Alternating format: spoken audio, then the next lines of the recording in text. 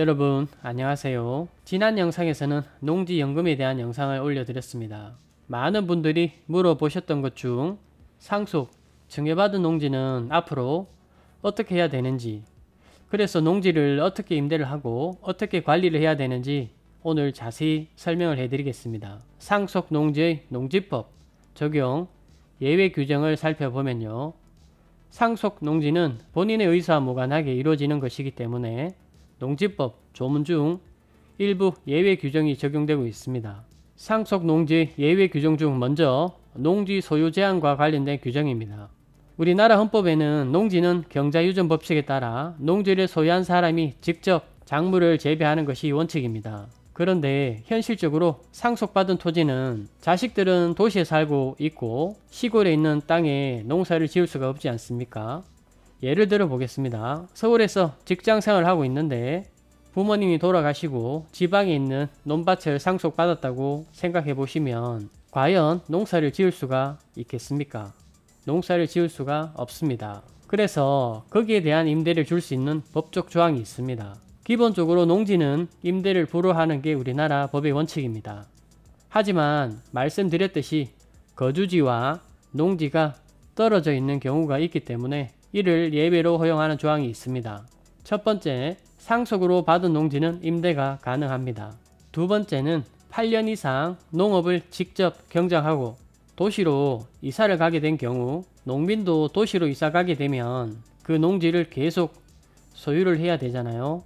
이럴 경우 임대가 허용이 됩니다. 세 번째, 농사를 계속 짓던 분이 질병이나 3개월 이상 국외 여행, 선거에 의한 공직 취임, 군대를 가거나 부득이한 사유로 농업이 일시적으로 중단된 상황에서는 임대를 줄 수가 있습니다. 네 번째, 농업인이 5년 작용을 하고 만 60세 이상이 되면 이 토지도 임대가 가능합니다. 최근에 계속해서 농지 관련 규제 법안들이 생기고 있습니다. 마지막으로는 한국농어촌공사에 맡겨서 위탁 임대를 해도 됩니다. 이 경우에는 농지는 3년 이상 소유한 뒤에 임대를 줄 수 있다는 제한 조건이 또 걸려 있습니다. 바로 농지를 가지고 농어촌공사에 임대하는 것은 안 된다, 그렇게 보시면 되고요. 지금도 농지법이 계속 바뀌고 있습니다. 농민에게 좋은 쪽으로 바뀌었으면 정말 좋겠습니다. 다음으로는 어떻게 농지를 임대하면 되는지 알아보겠습니다. 우리나라 농지법에는 1만 제곱미터 이상 약 3,025평이죠. 이하는 개인에게 임대를 줄 수가 있습니다. 예를 들어 농지를 상속받았고 시골에 위치한 밭이 있다고 가정을 해보겠습니다.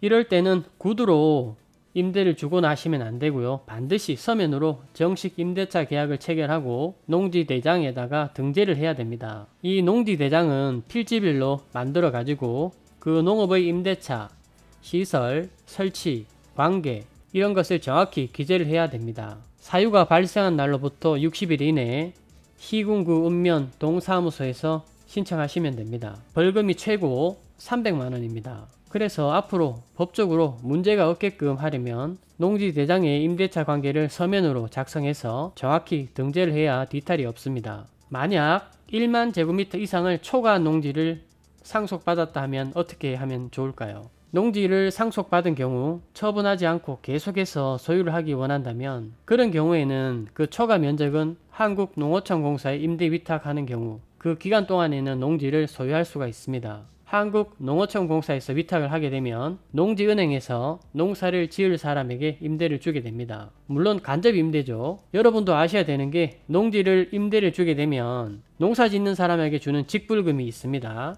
이 직불금은 내가 받는 게 아니고 농사를 짓는 사람에게 지급이 됩니다. 농지 소유자에게 지급되는 게 아니고 농사 짓는 사람에게 지급이 된다는 것을 알고 계셔야 합니다. 곧 농지 이용 실태 조사를 시작한다고 합니다. 경작도 임대도 안 하고 그냥 묵혀서 휴경지로 만드시면 농지법 61조 위반으로 2천만원 이하의 벌금에 처하게 됩니다. 그 다음에는 이행강제금이 매년 감정가액의 25%가 부과되고 농지를 계속 휴경하게 되면 강제처분 명령까지 받을 수가 있으니 반드시 농지는 묵히시면 안 됩니다.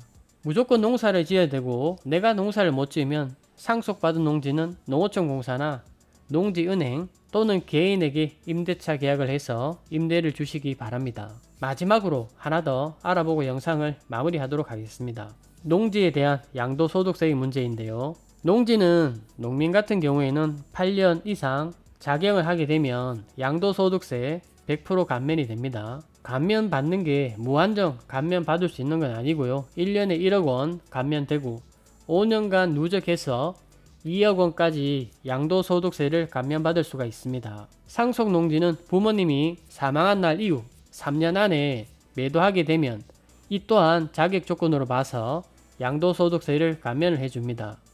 그리고 농지 작용 요건인데요. 작용이라는 것은 내가 직접 농사를 지어야 한다는 이야기입니다. 그 조건에 해당이 되려면 일단 제촌을 해야 됩니다. 첫 번째는 농지에 있는 그 지역에 살거나 인접한 시군구, 직선거리 30km 이내에 거주를 해야 되고요. 두 번째는 농지 소유자가 8년 이상 직접 농사를 지어야 합니다. 직접 다 지을 필요는 없고 자기 노동력의 50% 이상을 농업에 투입을 해야 됩니다.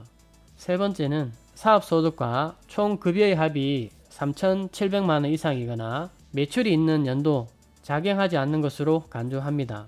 이 중에 한 가지라도 해당이 되면 자격 요건에 해당이 되지 않습니다. 오늘 영상은 이것으로 마무리를 짓고 다음 영상에서 찾아뵙도록 하겠습니다. 감사합니다.